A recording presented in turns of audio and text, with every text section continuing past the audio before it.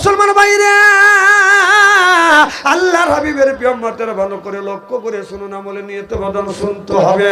আল্লাহ নবী আখিরি জামানার পয়গম্বর মুহাম্মদুর রাসূলুল্লাহ সাল্লাল্লাহু আলাইহি ওয়াসাল্লাম সাহাবী নিয়ে এইরকম করে বদন আলোচনা করতেছে।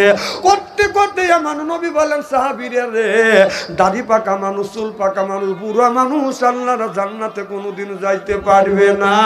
এবার এই কথা তখন আমার নবী বলেছে, এক বৃদ্ধ সাহাবী দাড়ি পাকা মানুষ বসে বসে কান্দে। আল্লাহ নবী বলে, রে সাহাবী, কি জন্য তুমি কি কাঁদতেছো? সাহাবী বলে, ইয়া রাসূলুল্লাহ, ইয়া হাবিবাল্লাহ, আপনার কথা মিথ্যা হবে না। ও নবীজি, আপনি বলেছেন চুল পাকা মানুষ, দাড়ি পাকা মানুষ, বুড়া মানুষ আল্লাহর জান্নাতে যেতে পারবে না। ইয়া রাসূলুল্লাহ, ইয়া হাবিবাল্লাহ, আমি তো বুড়ো হয়ে গেছি, আপনার কথা সত্য, আমি তো জান্নাতে যেতে পারবো না।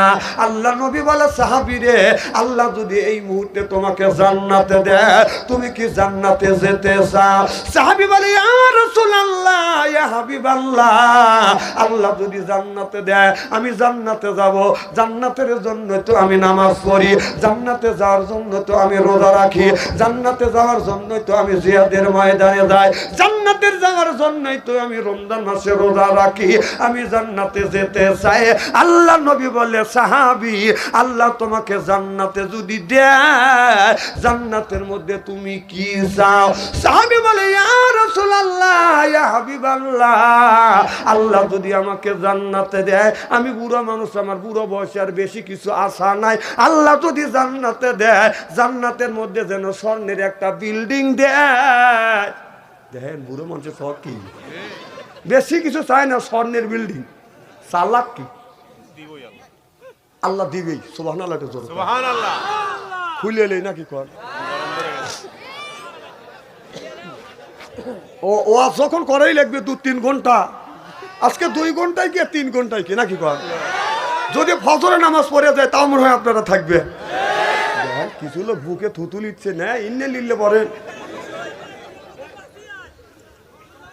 মারহাবা কর। আমার ভাইরা আমার, আল্লাহ নবী বললেন, সাহাবী রে, আল্লাহ তোমাকে স্বর্ণের একটা বিল্ডিং দিবে, আর তুমি কি চাও? সাহাবী বলে, ইয়া রাসূলুল্লাহ, ইয়া হাবিবাল্লাহ, খালি বিল্ডিং দিলে তো হবে না, আমি ওই ঘরের মধ্যে আমি কোথায় যাই, আমি শোবার জন্য আল্লাহ যেন একটা হীরা কাঞ্চন মুক্ত দিয়ে যেন একটা খাট দেয়। আল্লাহ নবী বললেন, হীরা কাঞ্চন মুক্ত দিয়ে তোমাকে একটা খাট দিবে, আর তুমি কি চাও? সাহাবী বলে, ইয়া রাসূলুল্লাহ, ইয়া হাবিবাল্লাহ, শুধু ঘর হলে আমার পেট ভরবে না, খাতে শুলে আমার পেট ভরবে না, আমার তো খাবার ক্ষুধা লাগবে, আমারও খাবার প্রয়োজন হবে। আল্লাহ নবী বলছে, ঠিকই বলছো, জান্নাতের মধ্যে মানুষ খাবে। সুবহানাল্লাহ। এর মধ্যে অনেক ফল আছে, ওই তো ফল বাদ দিয়ে অনেক ফল আছে, ওই ফলগুনি রাখিয়া কেন তুমি আঙ্গুর ফলের বাগান চাইলে? আল্লাহর কাছে তুমি কি পেয়ারা ফল চাইলে না? আপেল ফল আছে, এটাও কেন চাইলে না? ডালিম ফল আছে, এটাও কেন চাইলে না? তুমি কেন আঙ্গুর ফল চাইলে? সাহাবী বলে, ইয়া রাসূলুল্লাহ, ইয়া হাবিবাল্লাহ, আমার 32টা দাঁত, একটা দাঁতও নাই গো নবীজি, সব দাঁত গুনি আমার পড়ে গেছে। আল্লাহ যদি আপেল ফলের বাগান দেয়, পেয়ারা ফলের বাগান দেয়, আমি খাইতে পারবো না ও নবীজি। কারণ খাইতে পারবো না, আমার মুখের কোনো আপনার দাঁত নাই, খালি মাছলি আছে। আল্লাহ যদি আঙ্গুর ফলের বাগান দেয়, মুখের মধ্যে নিয়ে আমি ঠাসি দিলে রসে আমার পেটটা ভরিয়া যাবে। চিল্লাকান আল্লাহু আকবার।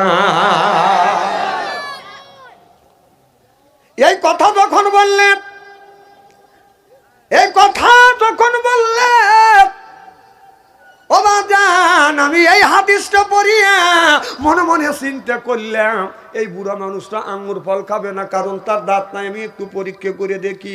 আমি বাজারে যাই, একটা বড় দেখে একটা আঙ্গুর ফল নিয়ে আসলাম, আপেল ফল বাজার নিয়ে আসলাম, এত বড় একটা আপেল ফল নিয়ে আসিয়া আমাদের এলাকায় একজন মুরব্বীর মুখের একটা দাঁতও নাই। আমি যা বললাম, দাদা এই ফলটা কি আপনি খাইতে পারবেন? মুরব্বী মুখ চটকায় আর বলে, খাবো তো খাবো, শেষে দাও।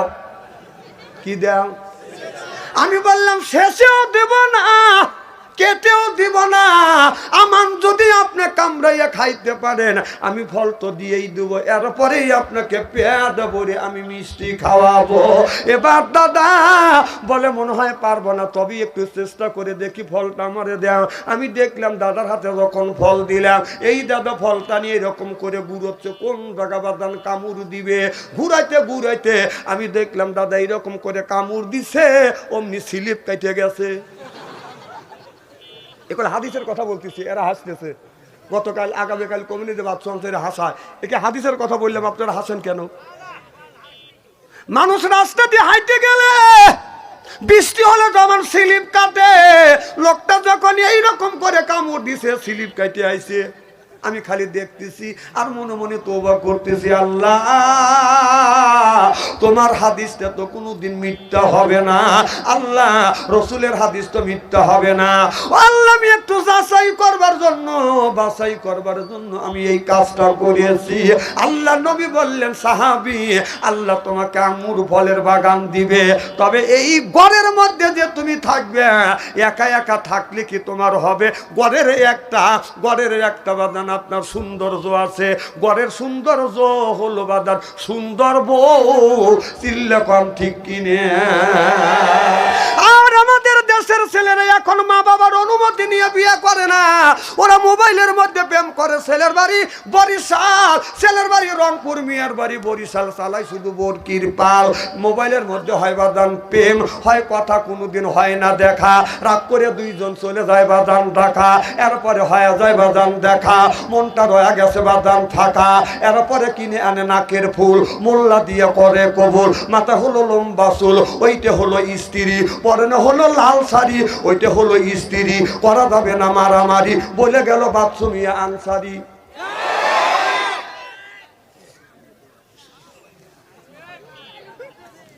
খুব খারাপ লাগতেছে নাকি? মারহাবা কর আমার ভাইরা, আমার মুসলমান ভাইরে, আল্লাহর হাবিবের প্রিয় উম্মতের আল্লাহর নবী বললেন, সাহাবীরে ঘরটাকে সুন্দর করে সাজানোর জন্যই একটা তোমার বউ দরকার। এই ঘর পালঙে শুবেন, পালঙের শোভা হলো বাদান বউ, এর পরে বাদান ঘরের শোভা হলো বউ।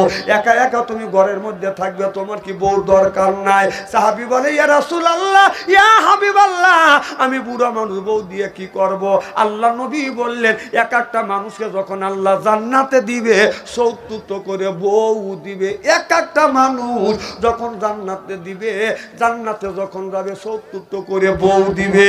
যেই বইয়ের বয়স হলো 16 থেকে 17, 17 থেকে 18, এর চাইতে বড় হবে না, ছোট হবে না। আর আমাদের ঘরে ঘরে একটা করে হুর রয়ে গেছে, এই হুরের বালি সেই নাক রাখা যায় না। আর ওই হুর থুতু ফেললে মাটি আতরের মতন গ্রান হওয়া যাইতো, থুতু ফেললে পানিতে থুতু ফেললে আতরের মতো সাদা হওয়া যাইতো। আর আমাদের গুণে যদি খায় একটু লেবরা আসে এই দিকে কথা বল না, তাহলে ওটাও হুর এটাও হুর। আমার ভাইয়ের আমার ওই হুর এক একটা পুরুষকে 70 করে হুর দিবে। এত সুন্দর চেহারা, এই হুর 70 পর্দা কাপড় পরবে, 70 পর্দা কাপড়ও বাদান রূপ যৌবন ডাকতে পারবে না। 70 পর্দা কাপড় বেদ করিয়া গায়ের পশম দেখা যাবে, চামড়া দেখা যাবে, গোস্ত দেখা যাবে, হাড় দেখা যাবে, হাড়ের মধ্যে যে মস চলাফেরা করতেছে মস পর্যন্ত দেখা যাবে। 70 পর্দা কাপড়ে হুরের রূপ যৌবন বাদান ডাকতে পারবে না। আর আমাদের দেশের কিছু মহিলা আছে, রাস্তা দিয়ে যায়, পায়ে পরে হাই হিল করতেছে, কিলকিল ঠোঁটে লাগায় লটকে যুবকের দেশি, এরপরে শর্ট কামিজ লাগাইয়া রাস্তা দিয়ে চলে, পেটো খালি পিঠো খালি। আমি হিসাব করে দেখলাম ওই মেয়েটা অরিজিনাল শয়তানের শালি। যুবকের হাতে তালি, চেনে না অলি গলি, চিল্লা কর ঠিক কিনে। ওই হুর আসিয়া যখন মানুষকে জান্নাতে দিবে, এই মানুষটা যখন জান্নাতে যাবে, হুর আসিয়া গাড়ের উপর যখন হাত বুলাইবে, এই লোকটা হুরের দিকে তাকাইয়া ঘাড় ঘুরাইয়া হুরের দিকে যখন তাকাইবে, এক নজর ছায়া থাকবে, 70,000 বছর চলে যাবে, চোখের পলক ফেলবে না। সুবহানাল্লাহ। ওই হুরের দিকে যখন মানুষ তাকাবে এক নজরে চা থাকবে ৭০,০০০ বছর চলে যাবে। সুবহানাল্লাহ বাড়ির যা কয়ে। আর রাস্তা দিয়ে যদি একজন মহিলা যায়, মহিলার দিকে যদি একবার তাকান যায়, আল্লাহ মাফ করে দিবে। দ্বিতীয়বার তাকালে আল্লাহ আমলনামায় গুনাহ লিখবে। আমার কথা কি বুঝতেছেন? এখনকার যুবকেরা বলে হুজুর মহিলার দিকে যদি একবার তাকান যায় আল্লাহ যদি মাফ করে দেয়, দ্বিতীয়বার তাকালে যদি আল্লাহ আমলনামায় গুনাহ লেখে। হুজুর এক নজরে ১.৫ ঘন্টা টাকা থাকবো। ও তাফসীর করলে ওরা উল্টো করে।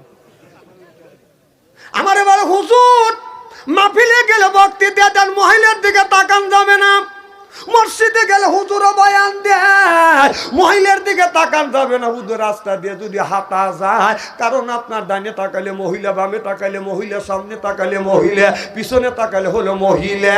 উপর দিকে যদি তাকায় ৩ তলার উপর থেকে ৩ জন মহিলা মাথা বাই করে রয়েছে, বেলা হুজুর রাতটা কুত্তায় খাইছে। হুজুর রাস্তা দিয়ে হাঁটলে শুধু মহিলা, যদি রাস্তা দিয়ে যায় পুরুষ, যদি রাস্তায় ৫ জন বাজে, মহিলা বাজে ২০ জন। অর্থাৎ এক একটা পুরুষের ভাগে, বাংলাদেশের এক একটা পুরুষের ভাগে আল্লাহ বাংলাদেশের পুরুষের ভাগে ৩.৫ জন করে মহিলা বাদান বাগে পড়ছে। মাথা পড়ছি।